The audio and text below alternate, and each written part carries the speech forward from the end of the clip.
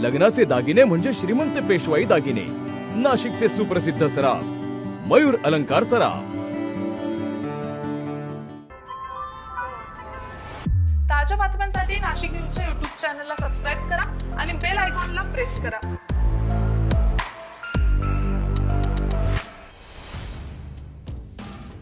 Police आयुक्तालयाच्या हद्दीतील एकूण 4 इमारतींमध्ये स्ट्रॉंग रूम तयार करण्यात आलेल्या आहेत।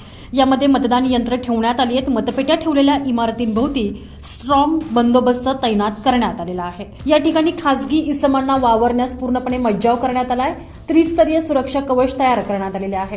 अर्धसैनिक बलाचे सशस्त्र कमांडो, SRPFचे जवान आणि स्थानिक पोलीस बंदोबस्तावर तैनात आहेत। नाशिक शहरात परिमंडळ 1 मध्ये मीनाताई ठाकरे विभागीय क्रीडा संकुल हिरावाडी या ठिकाणी, तर CBS येथील शासकीय कन्या शाळा भाभानगर येथील कर्मवीर दादासाहेब गायकवाड सभागृह, अश्विन नगर येथील राजे छत्रपती राजे संभाजी क्रीडा संकुल अशा 4 ठिकाणी मतपेट्या कडेकोट सुरक्षेत ठेवण्यात आलेल्या आहेत। या ठिकाणी शनिवारी म्हणजेच उद्या 24 तारखेला मतमोजणीला सकाळी 8 वाजेपासून सुरुवात होणार आहे। याबाबत जय्यत तयारी सुरू झाली आहे। या ठिकाणी प्रत्येक स्ट्रॉंग रूम आवारात अग्निशमन दलाच्या एका बंबासह जवान सज्ज ठेवण्यात आलेले आहेत।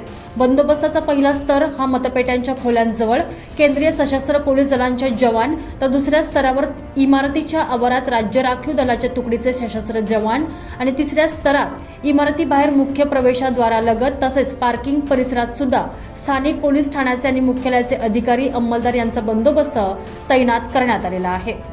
पोलीस ठाणे प्रमुख निरीक्षकांसह गुन्हे शाखेच्या पथकाची प्रभावी गस्त सातत्याने सुरू ठेवण्यात आली आहे। रात्री देखील या भागात अलर्ट जारी करण्यात आलेला आहे। स्थानिक पोलीस ठाण्यांचे गस्ती पथकांना या भागात गस्तीच्या विशेष सूचना आयुक्तालयाकडून देण्यात आलेल्या आहेत। परिमंडळ 1 आणि 2 चे उपायुक्त किरण कुमार चव्हाण, मोनिका राऊत यांनी याबाबत सहाय्यक पोलीस आयुक्त आणि पोलीस निरीक्षकांनाही सतर्कता बाळगून कडेकोट बंदोबस्त ठेवण्याचे आदेश दिलेले आहेत।